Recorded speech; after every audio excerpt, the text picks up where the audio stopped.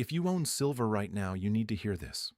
What just happened in the precious metals market isn't what most people think it is.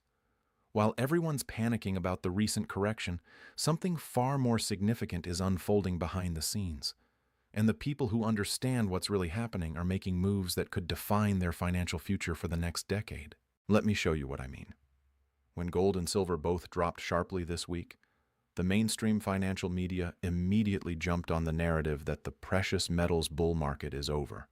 They're telling you to sell. They're saying the correction proves that gold and silver were overvalued, but here's what they're not telling you. While retail investors were panic selling, a very different group of buyers stepped in. And these aren't your average investors. These are the institutions that have access to information you and I will never see. The same institutions that were buying gold aggressively before every major financial crisis in modern history. Think about that for a moment. Why would sophisticated institutional buyers be accumulating physical metal during a price correction if they believed the bull market was over? The answer is simple. They know something the general public doesn't. And what they know is about to reshape the entire financial landscape. Here's the reality that nobody's talking about. This correction wasn't caused by a fundamental shift in the precious metals market. It was triggered by a perfect storm of technical factors that created a temporary dislocation between paper prices and physical demand. Oil prices surging past triple digits reignited inflation fears. Central banks signaled they might hold rates higher for longer, and leveraged traders in the futures market got squeezed, forcing mass liquidation. But while paper prices were falling, something remarkable was happening in the physical market. Premiums on physical silver coins and bars actually increased. Delivery delays got longer, and mints around the world reported surging demand. Let me explain what this means.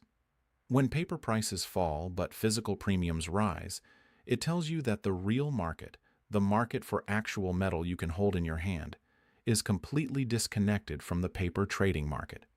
It means that while speculators are selling paper contracts, real buyers are scrambling to acquire physical metal. And this divergence, this growing gap between paper and physical, is one of the most bullish signals you can see in the precious metals market.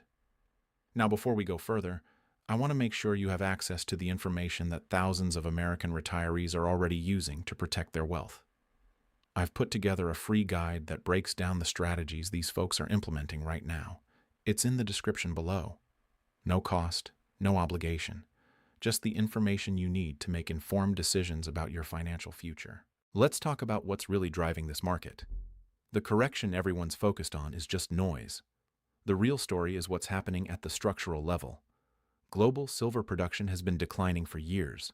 The largest silver-producing nations are seeing output drop as ore grades decline and mining costs increase.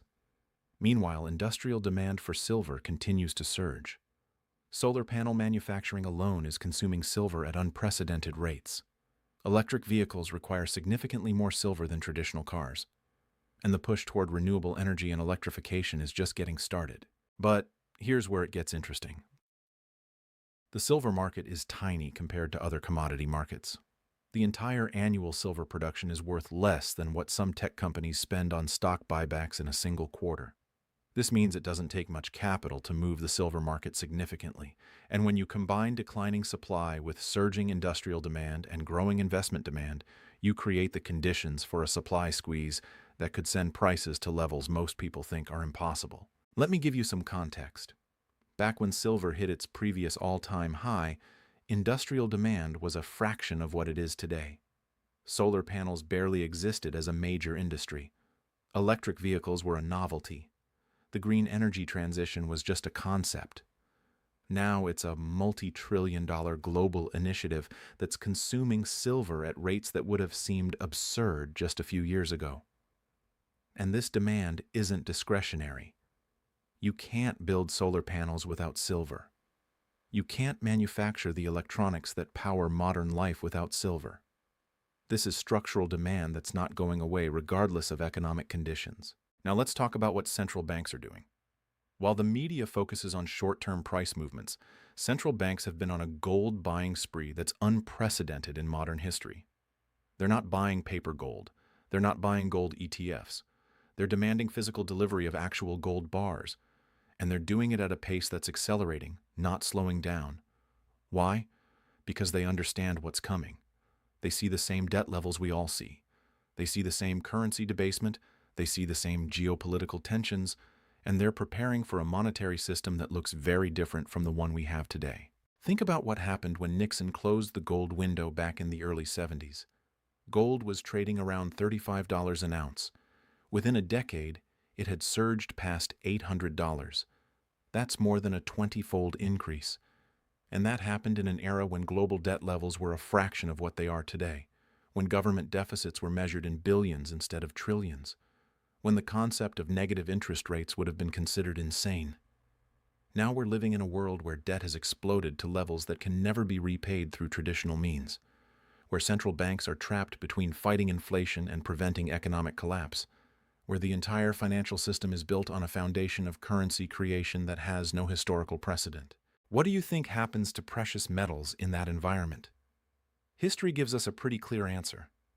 Every time governments have debased their currencies, every time debt levels have spiraled out of control, every time the monetary system has faced a crisis of confidence, gold and silver have preserved wealth while paper currencies have lost purchasing power.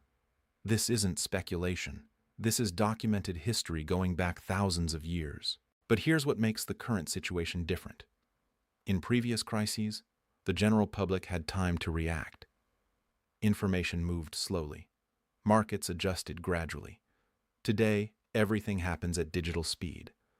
When confidence in the monetary system cracks, when the next crisis hits, the rush to hard assets could happen so fast that most people won't have time to react. The premiums on physical metal could explode overnight. Delivery delays could stretch from weeks to months. And the price disconnect between paper and physical could become so extreme that paper prices become essentially meaningless. We're already seeing early signs of this. During the recent correction, while paper prices fell, physical dealers reported they couldn't keep inventory in stock. Customers were willing to pay premiums well above spot price just to secure metal, and this was during a relatively minor correction. Imagine what happens during a real crisis. When people lose faith in the banking system, when currency devaluation accelerates, when geopolitical tensions escalate into actual conflict. The demand for physical precious metals could overwhelm the available supply so completely that prices could gap up by amounts that seem impossible today. Let me tell you about something that happened during the last major financial crisis. When Lehman Brothers collapsed and the banking system froze, there was a brief period where you literally couldn't buy physical silver at any price. Dealers were sold out. Mints couldn't produce coins fast enough. And the people who already owned physical metal could name their price. The spot price on paper exchanges became irrelevant because there was no physical metal available at those prices. Now imagine that scenario playing out in today's market, where industrial demand is exponentially higher, where supply is tighter, where the financial system is even more leveraged and fragile. This is why sophisticated investors aren't panicking about short-term corrections. They're looking at the bigger picture. They're asking themselves what their wealth will be worth when the next crisis hits. They're thinking about what happens to paper assets when confidence in the system breaks down. And they're positioning themselves accordingly. Now, if you're sitting on retirement accounts worth $100,000 or more, you need to understand something critical. There are ways to protect that wealth that most people don't know about. Gold IRAs allow you to hold physical precious metals inside your retirement account without triggering tax penalties. I've put together a comprehensive guide that explains exactly how this works. It's in the description. It covers the mechanics, the benefits, the potential pitfalls to avoid. If you're concerned about the stability of the financial system, if you're worried about currency debasement, if you want to hedge against the kind of market collapse and geopolitical chaos we're seeing accelerate, this is information you need to have. No pressure, no sales pitch. Just education about an option that could be relevant to your situation. Let's get back to what's happening right now. The correction in precious metals prices coincided with a surge in oil prices and renewed inflation fears. But here's what most people are missing. Higher oil prices and persistent inflation are actually bullish for precious metals in the medium to long term. Why? Because they put central banks in an impossible position.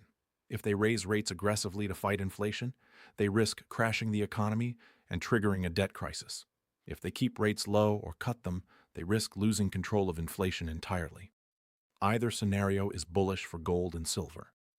In the first case, economic crisis drives safe haven demand.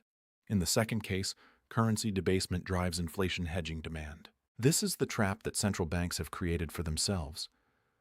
Decades of easy money policies, quantitative easing, and deficit spending have built a system that requires constant currency creation just to function.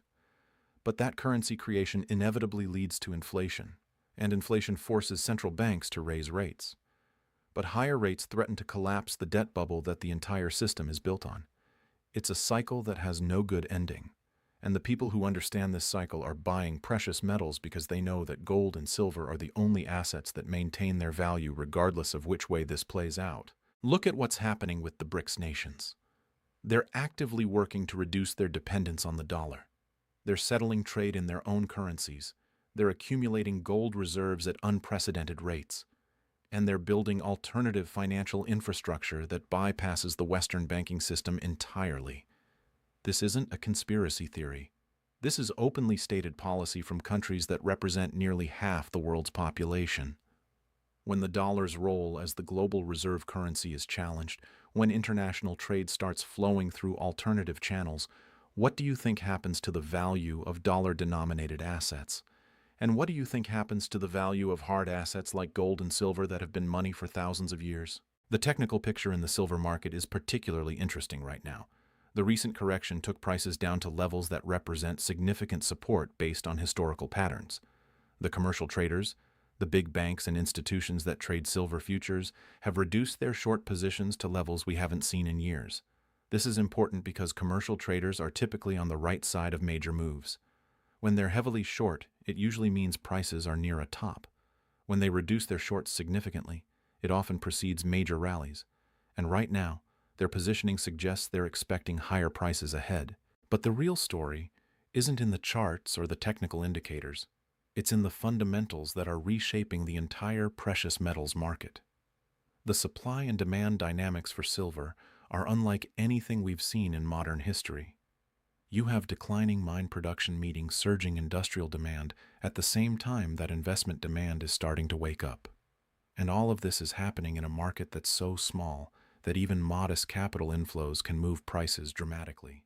Think about the solar industry alone. Current projections show solar panel installations increasing by multiples over the next decade. Each panel requires silver. There's no substitute that works as well. And the amount of silver required per panel isn't decreasing. It's actually increasing as panel efficiency improves. Now multiply that by the explosive growth in electric vehicles, 5G infrastructure, medical devices, and countless other applications that require silver's unique properties. The industrial demand trajectory for silver is pointing almost straight up. And this demand is coming from sectors that are being driven by government mandates and multi-trillion-dollar infrastructure spending. This isn't demand that disappears during a recession. This is structural demand that's locked in for years to come. Meanwhile, on the supply side, you have mines that are getting deeper and more expensive to operate. You have ore grades that are declining. You have environmental regulations that are making new mine development increasingly difficult and costly. And you have a situation where most silver production comes as a byproduct of other mining operations, which means silver supply is largely dependent on the economics of copper, lead, and zinc mining. When those base metal prices are weak, silver production suffers even if silver prices are strong. This creates a supply response that's slow and inflexible, which sets up the perfect conditions for a supply squeeze when demand surges. Now, let's talk about what happened in the physical market during this recent correction. While paper prices were falling, premiums on physical silver coins and bars actually increased. Dealers reported that customers were buying aggressively, treating the price drop as a buying opportunity rather than a reason to sell. Mints struggled to keep up with demand, and delivery times stretched out as the supply chain struggled to meet the surge in orders. This is the opposite of what you'd expect to see if the correction represented a genuine shift in market sentiment. It tells you that the people who actually want to own physical metal, the people who understand the long-term fundamentals, saw the correction as a gift. Compare this to what happens in other markets during corrections. When stock prices fall, You typically see volume dry up as buyers disappear. When real estate prices drop, transaction volume collapses. But in the physical precious metals market, corrections often trigger surges in buying activity. Why? Because the people buying physical metal aren't traders looking for quick profits. They're investors and savers who understand that precious metals are insurance against systemic risk. They're people who have studied history and understand what happens to paper currencies over time. And they're people who recognize that the current monetary system is built on a foundation that's fundamentally unstable. Let me give you another historical parallel. In the late 1970s, gold and silver went through a series of corrections that shook out weak hands and convinced many people that the bull market was over. But each correction was followed by a rally that took prices to new highs. And the final surge, when it came, was so explosive that it caught almost everyone by surprise. Gold went from around $200 to over $800 in less than 2 years. Silver went from around $5 to $50 in an even shorter time frame. And the people who sold during the corrections, the people who listened to the mainstream narrative that the bull market was over, missed the most spectacular gains. Now, I'm not saying we're going to see an exact repeat of that pattern. Every market cycle is different, but the underlying dynamics are remarkably similar. You have a monetary system under stress. You have governments running massive deficits that can only be financed through currency creation. You have inflation that's proving far more persistent than central banks expected. You have geopolitical tensions that are escalating rather than resolving. And you have a growing recognition among investors that traditional safe havens like government bonds might not be safe at all in the current environment. What's different this time is the scale. The debt levels are higher. The currency creation is more extreme. The geopolitical tensions are more severe. And the potential consequences of a monetary system failure are more catastrophic. This suggests that when precious metals make their next major move, it could be even more dramatic than what we saw in previous cycles. Because the problems are bigger, the imbalances are more extreme, and the number of people who understand what's coming is still relatively small. Think about your own situation for a moment. If you have wealth stored in paper assets, in bank accounts, in retirement accounts invested in stocks and bonds, what happens to that wealth if we see another financial crisis? What happens if inflation continues to erode purchasing power? What happens if the geopolitical situation deteriorates further? What happens if the banking system faces another crisis of confidence? These aren't hypothetical scenarios. These are real risks that are growing more probable, not less, as time goes on. The people who are buying precious metals right now aren't doing it because they think they're going to get rich quick. They're doing it because they understand that wealth preservation is more important than wealth accumulation when the system is unstable. They're doing it because they've studied what happens to paper currencies over time, and they don't want to be holding paper when confidence breaks. They're doing it because they understand that having a portion of your wealth in hard assets that exist outside the banking system is just prudent risk management in the current environment. And here's something else to consider. The window for acquiring physical precious metals at reasonable prices might be closing faster than most people realize. As more investors wake up to the risks in the system, as industrial demand continues to surge, as supply constraints become more apparent, the premiums on physical metal could explode. We've already seen this happen during periods of stress. Premiums that are normally a few percent above spot price can jump to 20, 30, even 50% or more when demand surges and supply is tight. And once premiums reach those levels, they tend to stay elevated for extended periods because the supply chain can't respond quickly enough to meet demand. This is why timing matters, not because you need to catch the exact bottom or predict the exact top, but because there's a difference between being able to acquire physical metal at a modest premium versus having to pay extreme premiums or not being able to find metal at any price. The people who waited until the crisis was obvious in 2008 found themselves unable to buy physical silver for months. The people who waited until inflation was undeniable in the 70s found themselves paying massive premiums for whatever metal they could find. The people who act before the crowd realizes what's happening are the ones who secure their positions at reasonable prices. Now let's talk about what could trigger the next major move in precious metals. There are several potential catalysts on the horizon. A banking crisis that forces central banks to restart quantitative easing.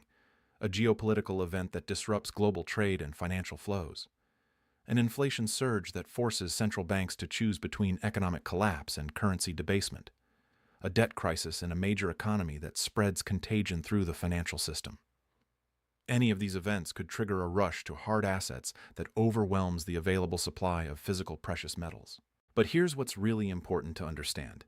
You don't need to predict which catalyst will trigger the next move. You just need to recognize that the conditions are in place for a major move to occur. The fundamentals are aligned. The supply and demand dynamics are tightening. The monetary system is under stress. And the number of potential catalysts is increasing, not decreasing. In this environment, the question isn't whether precious metals will have another major bull run. The question is whether you'll be positioned to benefit from it when it happens. The correction we just saw isn't a reason to abandon precious metals. It's a reminder that markets don't move in straight lines. It's an opportunity for those who understand the bigger picture to add to their positions at better prices. And it's a warning that the disconnect between paper prices and physical availability is growing, which means that paper prices are becoming less relevant as an indicator of what physical metal actually costs to acquire. For those of you who've watched this far, who've taken the time to understand what's really happening in the precious metals market, I want to make sure you have access to the most valuable information.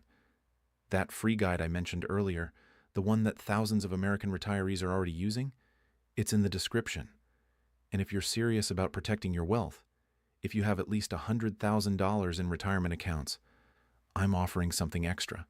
An exclusive one-on-one educational web conference at no cost and with no obligation. This is only available to American retirees who meet that threshold and who mention they watched this video. It's a chance to get personalized guidance on how to structure your precious metals holdings in a way that makes sense for your specific situation. The link is in the description. The warning that silver owners just received isn't about the correction. It's about the opportunity that most people are going to miss because they're focused on short-term price movements instead of long-term fundamentals. It's about the fact that time is running out to position yourself before the next major move. And it's about the reality that when the crowd finally realizes what's happening, when the mainstream catches on to what sophisticated investors already know, the rush to acquire physical precious metals could be so intense that prices gap up by amounts that seem impossible today. The choice is yours. You can listen to the mainstream narrative that tells you to sell during corrections, or you can look at what the smart money is doing, what central banks are doing, what the fundamentals are telling you, and make your own informed decision. But understand this.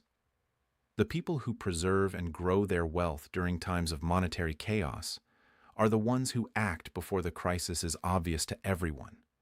They're the ones who understand that wealth protection is more important than chasing returns. And they're the ones who recognize that precious metals aren't just an investment. They're insurance against a system that's showing more cracks every day.